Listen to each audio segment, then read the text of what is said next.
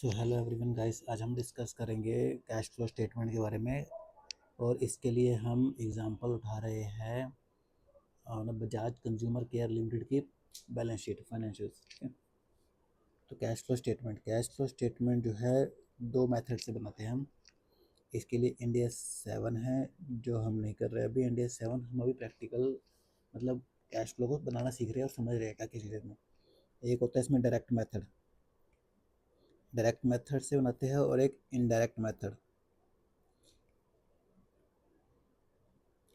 Mostly company accrual method of accounting follow करती है वो इनडायरेक्ट मेथड ही फॉलो करती है। जो कैश बेसिस पे अपने अकाउंट्स प्रिपेयर करती है वो डायरेक्ट मेथड को फॉलो करती है। डायरेक्ट मेथड में कुछ नहीं होता। डायरेक्ट मेथड बहुत सिंपलेस्ट वन है कि अगर आपके पास कैश रिसिप्ट आ रही है तो उसे कैश इनफ्लो दिखाओगे, अगर आप कैश पेमेंट कर रहे हो तो उसे कैश आउटफ्लो दिखाओगे। इसको हम लेटर समझेंगे। अभी आज हम समझ रहे हैं इनडायरेक्ट मेथड को। इनडायरेक्ट मेथड में हमारे तीन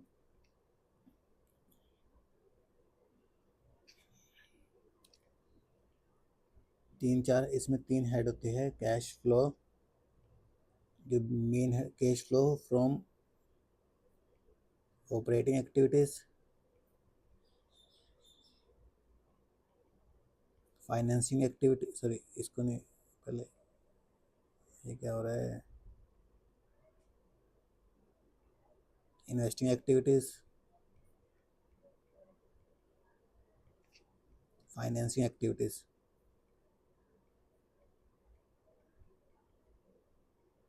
जो भी कैश फ्लो आती है फ्रॉम इन्वेस्टिंग से, कैश फ्लो फ्रॉम फाइनेंसिंग से, ये सारा इसमें तीन चीज़ें होती है इनडायरेक्ट मेथड के अंदर जो हम सीख रहे हैं।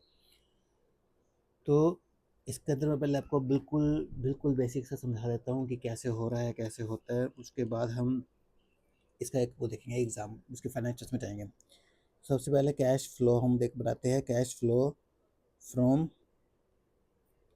ऑपरेटिंग एक्टिविटीज़ मतलब कि जो हमारा बिजनेस है उसका मेन जो ऑपरेशंस है, जिसकी मेन ऑपरेशंस हैं उससे वो कितना कैश जनरेट कर पा रही है वो एक्चुअल में।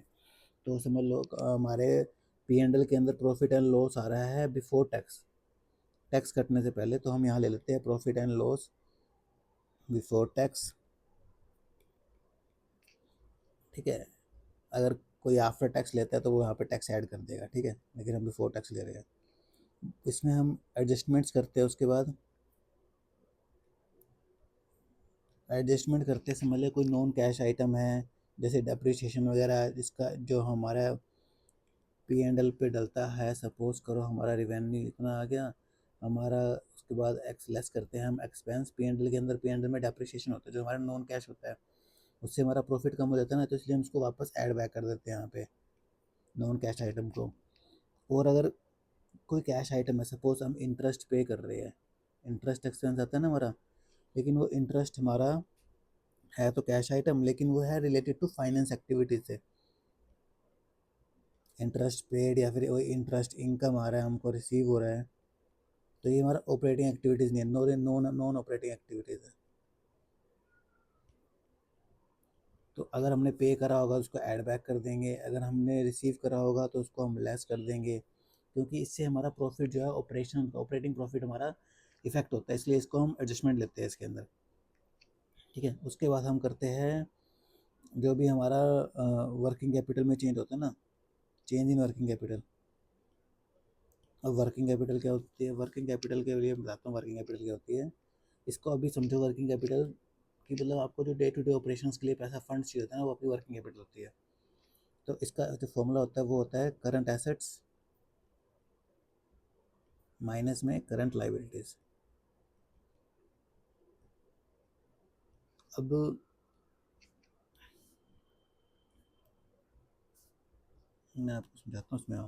अब वर्किंग कैपिटल में जो चेंज आते हैं ना, चेंज आते हैं, उन्हें वहाँ यहाँ लिखना होता है। अब मैं समझ लो इंक्रीज, अब इसके लिए ना इस चीज़ में बहुत बंदे कंफ्यूज होते हैं कि इंक्रीज डिक्रीज के अंदर। मैं समझाता हूँ। इंक्रीज इन करंट एसेट्स और decrease in current assets, increase in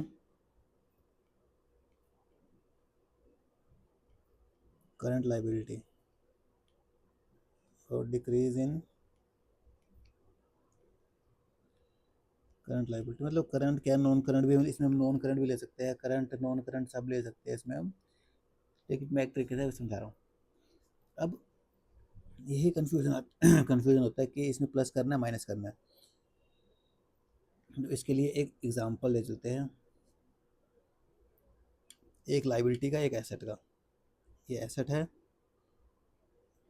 ये लाइबिलिटी है, ये दो फाइनेंशियल ईयर हो गए, ये भी दो फाइनेंशियल ईयर हो गए, ये हो गया ईयर ओल्ड वाला, ये ईयर न्यू वाला, ये भी ईयर ओल्ड वाला, ये भी ईयर न्यू वाला।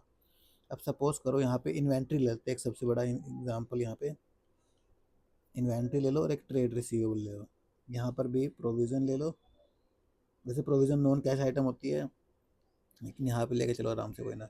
ऊपर से हम प्रोविज़न क्या कर सकते हैं, अगर हमको प्रॉफिट एंड लॉस में आइडेंटिफाइड है प्रोविज़न, तो यहाँ पे भी हम उसको ऐड बैक कर सकते हैं, लेकिन सिंपलेस्ट वे करने के लिए यहाँ पे कर देते हैं, प्रोविज़न ले लो और ट्रेड पेबल ले लो।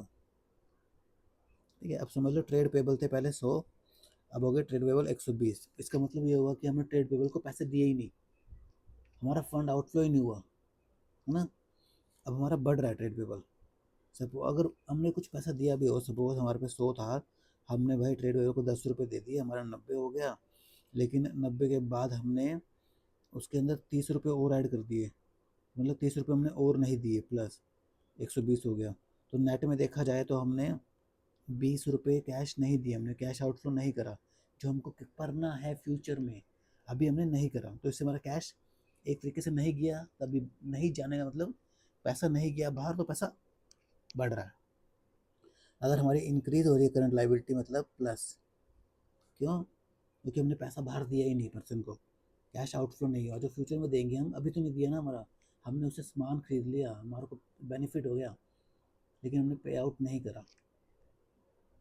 ठीक है, तो प्लस। अगर हम सपोज करते हैं अब यही प्रोविज़न, अब प्रोविज़न की जगह तुम प्रोविज़न ले लो, चाहे वो ले लो, प्रोविज़न ले लो, हाँ प्रोविज़न ले लो, प्रोविज़न ले लो, यहाँ प्रोविज़न था 150 का,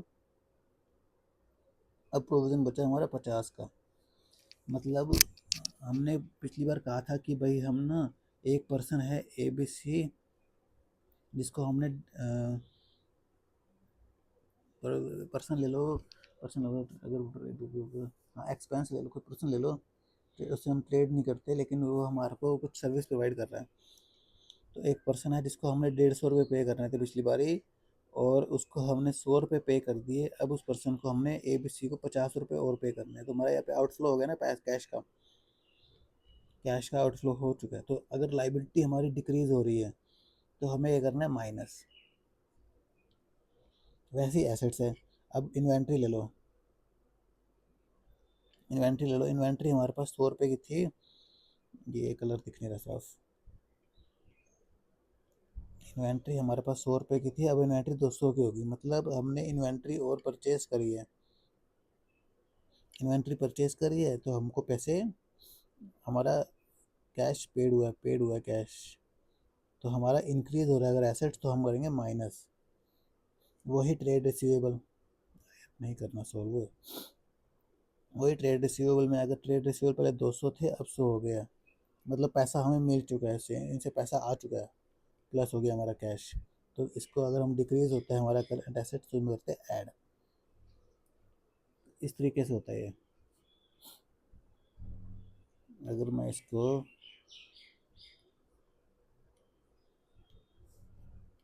काट देता हूँ यहाँ से, शो शो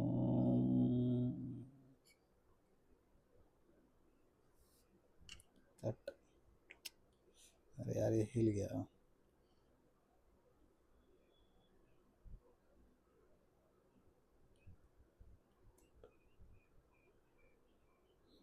कहीं और पेस्ट कर देता हूँ उसको अभी ऊपर। ठीक है,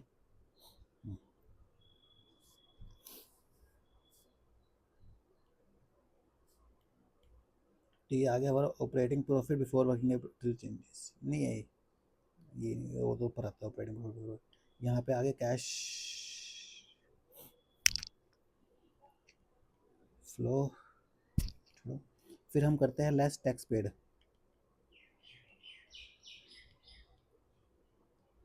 अब टैक्स पेड करने का ये भी बहुत थोड़ा सा इसकी कैलकुलेशन भी थोड़ी खतरनाक हो जाती है। जो हम समझेंगे प्रैक्टिकल टाइम, अभी प्रैक्टिकल जो हम वर्किंग करेंगे प्रैक्टिकल वर्किंग के टाइम, तो आपको अच्छे से समझ आ जाएगा। फिर हमारा आ जाता है कैश फ्लो या फिर यूज्ड, अगर माइनस आ रहा है तो, फ्रॉम ऑपरेटिंग एक्टिविटीज़। इसकी प्रेजेंटेशन हमें दिखानी होती है। अगर हमारा नेगेटिव में आ रहा होता है तो हमको कैश फ्लो नहीं लिखना होता, cash use from generating operating activities. अगर पॉजिटिव आ रहा होता है तो हमको फ्लो दिखाना होता है। अब फाइनेंशियल स्टेटमेंट 2 साल की बनती है, करंट ईयर की और प्रीवियस ईयर की। अगर एक में पॉजिटिव आ रहा है एक में नेगेटिव आ रहा है तो हमको दोनों ऐसे दिखाना पड़ेगा, ठीक है, ऑपरेटिंग एक्टिविटीज़ है। ऐसे ही फिर हमारा होता है, उसके बाद आता है हमारा cash flow from investing.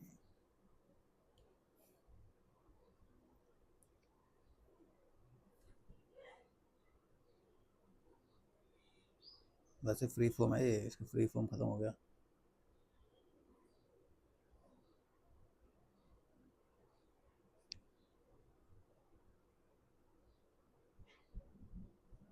Side में करवाते हैं यार, cash flow from investing activities, और यहाँ पे फाइनेंसिंग एक्टिविटी, दोनों को साथ चलाएंगे, ठीक है। अब हम सपोज करो हम किसी कंपनी में इन्वेस्ट कर रहे हैं, एफडी में इन्वेस्ट कर रहे हैं, डिपॉजिट्स में इन्वेस्ट कर रहे हैं, वो सारा हमारा एसेट्स परचेज कर रहे हैं, एसेट्स में अपने फिक्स एसेट्स में इन्वेस्ट कर रहे हैं। फिक्स्ड एसेट्स की बात हो रही है यहाँ पे।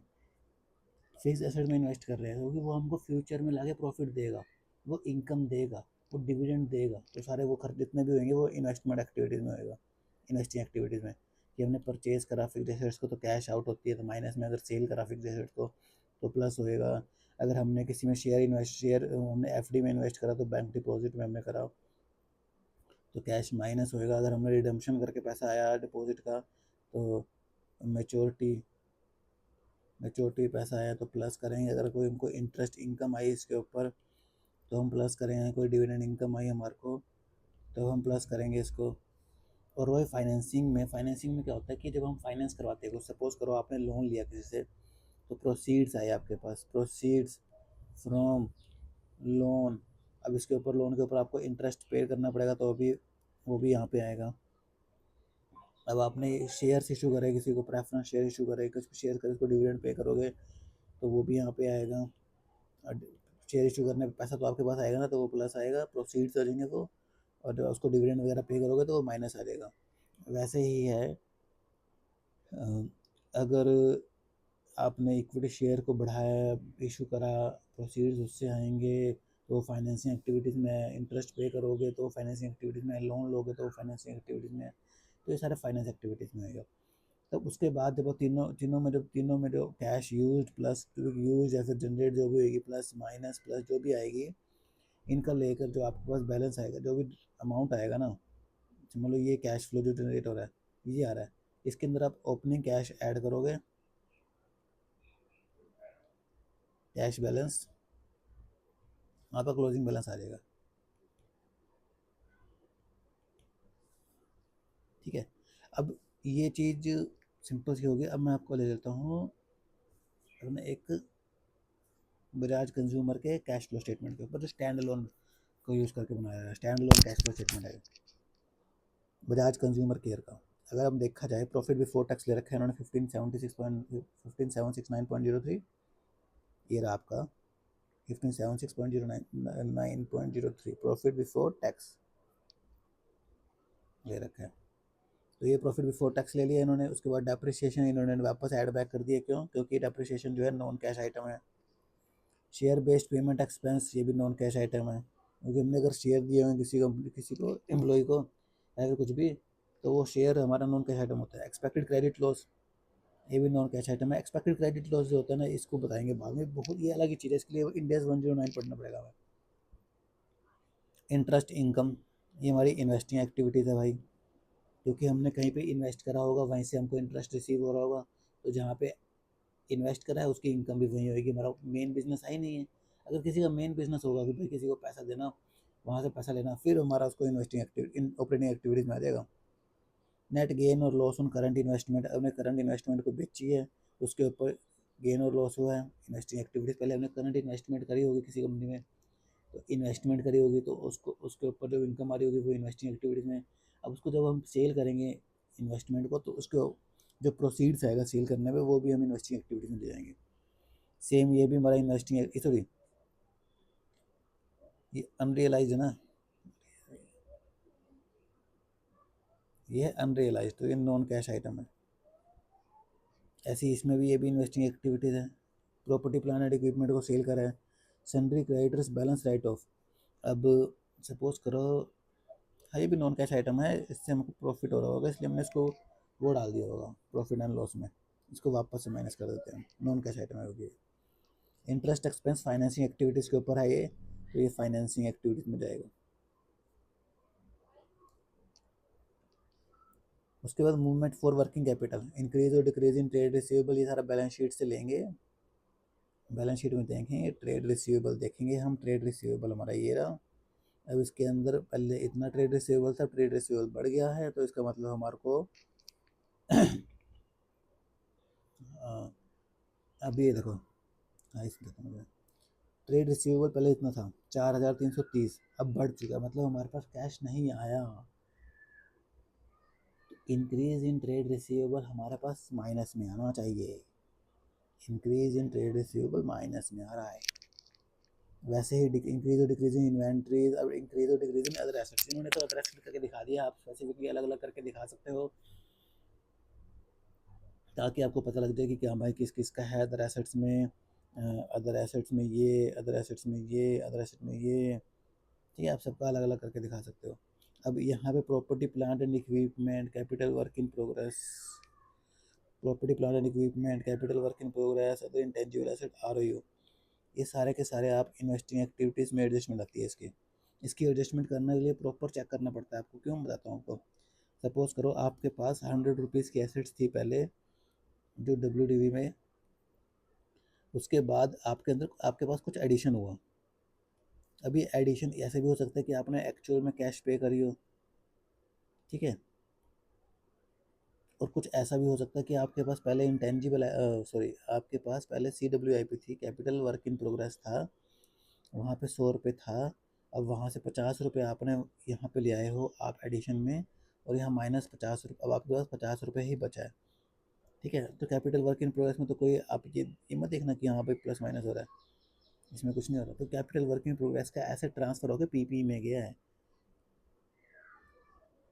पीपी में गया है उसका एसेट, तो वो एडिशन एक्चुअल कैश एसेट नहीं है, उसका इफेक्ट आप पहले ले चुके होंगे पिछले साल ही, जब आपके पास 100 रुपये खर्च करे होंगे, तो वो एक्चुअल कैश नहीं है आपका, एक्चुअल कैश में एडिशन नहीं है वो आपका, तो आप सिर्फ एक्चुअल कैश में एडिशन लोगे इसके अंदर। हाँ लेकिन आप मैच करने के लिए आप जब आप एडिशन मैच करोगे, और डेप्रिसिएशन जो आपने यहाँ पे एडिशन एडिशन का इफेक्ट आ रहा होगा, और जो आपका यहाँ पे जो डेप्रिसिएशन का इफेक्ट आ रहा होगा, इन दोनों का जब आप लोगे ना, तो आपका है ना ये वाला इसके इसका जो आएगा ना डिफरेंस, वो मैच करना करेगा मोस्ट प्रोबेबली, तो आपको इस चीज़ से पता लग जाएगा, आइडेंटिफाई हो जाएगा।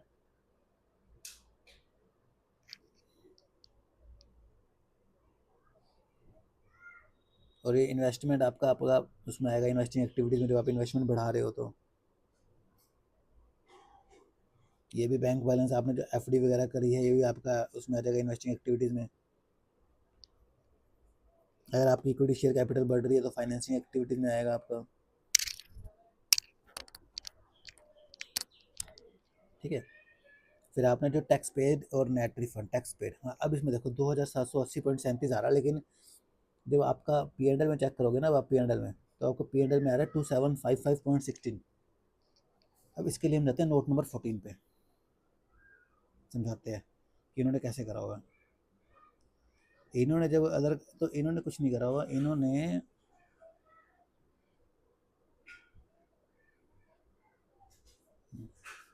मैं यहाँ से पहले इसको रिमूव करूँ सारे एडजस्टमेंट को। इन्होंने क्या करा हुआ है, इन्होंने अब देखो एक चीज़ बताता हूँ,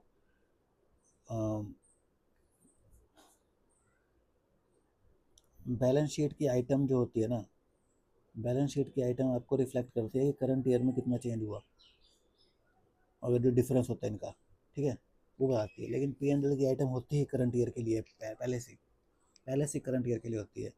तो आपने कहा कि आपने एक्चुअल में टैक्स एक्सपेंस दिखाया 2755.16 का करंट ईयर का था आपका। इसमें से आपका अदर कॉम्प्रिहेंसिव इनकम के ऊपर, अदर कॉम्प्रिहेंसिव इनकम में आपका लॉस आ रहा है जिसके ऊपर आपको टैक्स सेव हो रहा है। तो आपका अगर मैं नेट करूँ तो नेट में आपका टैक्स आ रहा है 2733.43, ठीक है। अब कुछ क्या करते हैं, कुछ करते हैं इसको 2733.43 को एक्चुअल टैक्स एक्सपेंस भी दिखा देते हैं, टैक्स पेड में दिखा देते हैं, और इसका इम्पैक्ट उसमें ले लेते हैं वर्किंग कैपिटल चेंज में। क्यों? क्योंकि ये अपना बैलेंस शीट में आ रहा होता है, तो ठीक है। अब वो तरीका वैसे करोगे जब भी आपको मैच करेगा कैश फ्लो, लेकिन हम प्रेफर करते हैं कि आप प्रॉपरली रिफ्लेक्ट करो इस चीज़ को। अब करंट टैक्स एसेट, सपोज करो आपके पास ओपनिंग में इतना एडवांस टैक्स था और इतना करंट ईयर में आप मतलब क्लोजिंग में इतना आ गया आपके पास, तो मतलब अगर मैं इन दोनों का डिफरेंस निकालूँ 104.78 माइनस में 21.14, 83.64, 83.64 का आपने और पे करा होगा, इसका मतलब यही रिफ्लेक्ट करता है। नेट में तो आपने 83.64 ही करा होगा ना। अब मैच मान लो 21.14 था आपके पास, मतलब सोचो नेट में तो आपने, अगर आप देखोगे ना, सपोज करो आपके पास वो कुछ ना, सपोज करो बस ये आपका 83.64 का आपने नेट में कैश पे आउट करा है, तो माइनस में। अब प्रोविज़न, इनकम टैक्स लाइबिलिटी, आपकी ओपनिंग में कोई भी प्रोविज़न नहीं था, आपने करंट ईयर में बनाया है जो आपको पे करना है फ्यूचर में, अभी आपने कुछ पे नहीं करा, तो प्लस 36.70 का आपका कैश का आउटफ्लो नहीं हुआ। तो अगर हम अब निकालें 2733 प्लस 36, नहीं सॉरी, प्लस 83.64 माइनस में 36.70, तो आपका आया 2780.37। अब इसको प्लस क्यों करा मैंने, क्यों प्लस करा? क्योंकि ये भी हमारा आउटफ्लो है कि जो मुझे कर टैक्स पे करना है, प्लस ये मैं कर चुका हूँ कैश में, ये मुझे नहीं करना। तो इसके अंदर मैंने ये कर दिया 83.64 और माइनस करा है मैंने 36.70, जो हमारा रिजल्टेंट आया ये। और यही इन्होंने एक्चुअल में टैक्स पेड ले रखा है अपने कैश फ्लो में। आईपैड भी गर्म हो गया भाई, ये फोन आईपैड तो आईपैड, आईफोन तो आईफोन, सभी गर्म हो जाते हैं। अब purchase of property plan and equipment जो हमने एडिशन करी है उसके अंदर, इसकी अगर एडजस्टमेंट समझना चाहते हो तो कमेंट करना, इसकी एडजस्टमेंट प्रॉपरली समझाएंगे। Purchase of intangible asset, intangible assets आपने परचेज करे होंगे, उसका इंटरेस्ट रिसीव्ड जो आपने यहाँ माइनस करा होगा, ये देखो ये रहा, इनका इम्पैक्ट जीरो होता है, लेकिन हमको प्रॉपरली शो करना होता है, ये रिफ्लेक्ट प्रॉपरली हो गया था, प्रॉपर रिफ्लेक्शन होती है एक तरीके की आपके कैश फ्लो की। ये ऊपर आप माइनस कर रहे हो, नीचे आप प्लस कर रहे हो, क्योंकि वो एक्टिविटी ऊपर से रिलेटेड नहीं है, वो इन्वेस्टिंग से रिलेटेड है, इसलिए यहाँ कर रहे हैं हम। Net proceed from sale of current investment, एक property plant and equipment deposit कर रहे हैं, इन्वेस्टमेंट कर रहे हैं सब्सिडरी के अंदर, इन्वेस्टमेंट कर रहे हैं इक्विटी शेयर एसोसिएट्स के अंदर। अब शेयर्स हमने जब इशू करे होंगे तो हमारे प्रोसीड्स आया होगा, पैसा आया होगा, और शेयर इशू का प्रोसीड जो हम आता है हमारे पे, वो फाइनेंशियल एक्टिविटी होती है, हमें कोई फाइनेंस कर रहा है हमारे को, जिसके ऊपर हमको इंटरेस्ट एक्सपेंस पे करना है, हमें डिविडेंड पे करना है, कुछ भी करना है। लेकिन जब हम उसी को बाय बैक कर लेंगे या फिर उस शेयर्स को, इन्वेस्टमेंट को बेच देंगे, शेयर्स को इन्वेस्टमेंट होते हैं शेयर्स को, उसी को हम बाय बैक कर लेंगे अपने शेयर्स को, या फिर डिबेंचर्स को पेड कर देंगे, तो वो हमारी फाइनेंसिंग एक्टिविटी तो खत्म, मतलब फाइनेंस वापस करना होता है, चुकाना होता है उसको, चुकाना। तो इसलिए बायबैक करा है हमने शेयर्स को, तो वो बायबैक यहाँ पे आ गया। ये हमको प्रोसीड्स पिछली बार के है, रीपेमेंट ऑफ लीज लाइबिलिटी, यहाँ लीज लाइबिलिटी का भी एक अलग से इम्पैक्ट होता है इसका भी। तो अगर दो चीज़ें हैं, लीज लाइबिलिटी जिसका थोड़ा सा डिफ़िकल्टी आती है करने में हर किसी को, और एक प्रॉपर्टी प्लांट एंड इक्विपमेंट। अगर आपको ये सीखना है कि आप पहले प्रैक्टिस करो, आपको अगर इसका ट्रीटमेंट समझना है तो आप कमेंट करिए, हम नेक्स्ट वीडियो बनाएंगे इस चीज़ को लेके।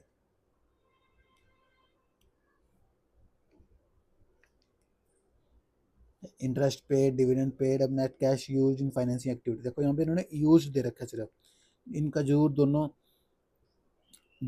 ईयर में माइनस में आ रहा होगा। हाँ ये देखो, अब यहाँ इन्होंने नेट कैश फ्रॉम दे रखा है, दोनों ईयर में पॉजिटिव आ रहा होगा इसका मतलब।